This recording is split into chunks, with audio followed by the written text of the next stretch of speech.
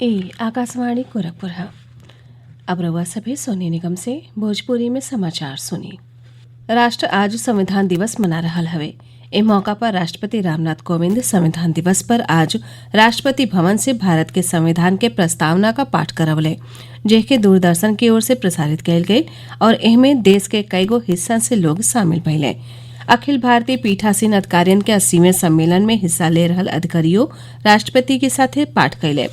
संविधान दिवस देश भर में राष्ट्रीय कानून दिवसों के रूप में जानल जाला। 26 नवंबर 1949 के देश का संविधान सभा वर्तमान संविधान के विधिवत रूप से अंगीकार कैले रहे और जेके 26 जनवरी 1950 के लागू कैल गयी। प्रदेशों में राजभवन के अधिकारी और कर्मचारी लोग संविधान दिवस के मौका पर कर्तव्य पालन का शपथ ले लें। प्रधानमंत्री नरेंद्र मोदी कहले हमें कि भारत अब आतंकवाद से निपटे खातिर नया नीति अपना रहल है। गुजरात के केवड़िया में वीडियो कॉन्फ्रेंसिंग के जरिए आज 80वें अखिल भारतीय पीठासीन अधिकारी सम्मेलन के समापन सत्र के संबोधित करत वहां के कहनी कि भारत 26 नवंबर के आतंकी हमला के घाव के नहीं भुला सकेला। प्रधानमंत्री ए हमला में मारल गये लोगिन के श्रद्धांजलि दिले। ए मौका पर वहां के कहने कि भारतीय संविधान का कई गो विशेषता है, बाकी एह सब में एगो खास विशेषता कर्तव्य के महत्व का हवे। वहां के कहने कि गांधी जी मानत रहले कि अधिकार और कर्तव्यन के बीच घनिष्ठ संबंध हवे और एह नाते जब हम अपने कर्तव्यन का पालन करीब त अधिकार खुदे सुरक्षित हो जाई हैं। एह 2 दिवसीय सम्मेलन का उद्घाटन काल राष्ट्रपति रामनाथ कोविंद कैले रहले। सम्मेलन में उपराष्ट्रपति और राज्यसभा का सभापति एम वेंकैया नायडू, लोकसभा अध्यक्ष ओम बिरला के लेके कई गो जानल मानल लोग मौजूद रहले। अखिल भारतीय पीठासीन अधिकारी सम्मेलन के आयोजन का शुरुआत 1921 में कैल गयल रहे। एह साल एकर शताब्दी बरिस मनावल जा रहा हवे। एह बेर सम्मेलन का विषय हवे विधायिका, कार्यपालिका और न्यायपालिका के बीच सौहार्दपूर्ण समन्वय, गतिशील लोकतंत्र की कुंजी। प्रदेश में कोरोना के बढ़त संक्रमण के देखत लखनऊ में निषेधाज्ञा लागू कर दिहल गयी हो। हमरे संवाददाता बतौले हमें कि मुख्यमंत्री योगी आदित्यनाथ कोविड परीक्षा में तेजी ले अले और एंटीजन आ RT-PCR जांच का अनुपात 60 और 40 रखले का निर्देश दिले हमें। राजधानी लखनऊ में 1 दिसंबर ले निषेधाज्ञा जारी रही।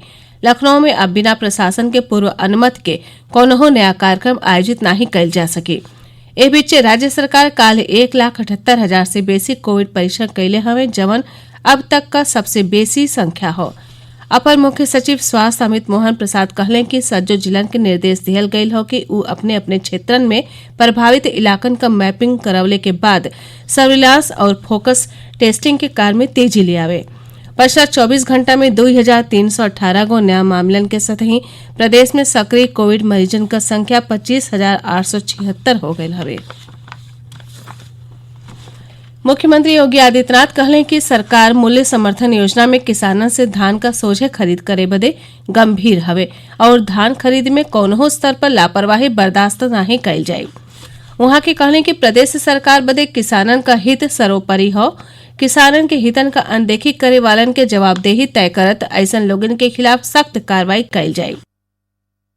आज लखनऊ में अपने सरकारी आवास पर एगो उच्च स्तरीय बैठकी में धान खरीद व्यवस्था का समीक्षा करत रहले।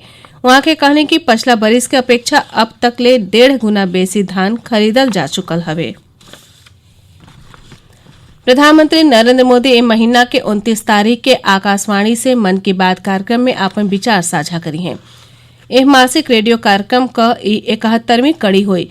एगो ट्वीट में श्री मोदी कहले कि जीवन यात्रा के प्रेरित करे वाली कई कहानियां और रोचक जानकारी उन्हें पहले ही से मिलल हो। प्रधानमंत्री लोगन से नमो ऐप और MyGov पर अपन विचार साझा करे के कहले हवे। 1800-117-800 पर हिंदी चाहे अंग्रेजी में अपन संदेशा रिकॉर्ड करावल जा सकेला। लोग 1922 पर मिस कॉल करके SMS के जरिए अपन सुझाव प्रधानमंत्री के भेज सकेले।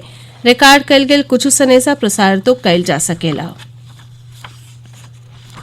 भारत में फ्रांस के राजदूत इमैनुअल लेनिन आज गोरखपुर में गोरक्षनाथ मंदिर का भ्रमण कैले। इस दौरान वहां के नाथ संप्रदाय की विशेषता का जानकारी लेहली। इससे पहले वहां के गोरखनाथ मंदिर में दर्शन पूजन कैली। मंदिर प्रबंधन श्री इमैनुअल के गीता प्रेस और नाथ संप्रदाय के गोरखनाथ मंदिर का धार्मिक और सांस्कृतिक पुस्तक भेंट कैलस। एकरे साथ ही ई समाचार बुलेटिन पूरा भइल। नमस्कार।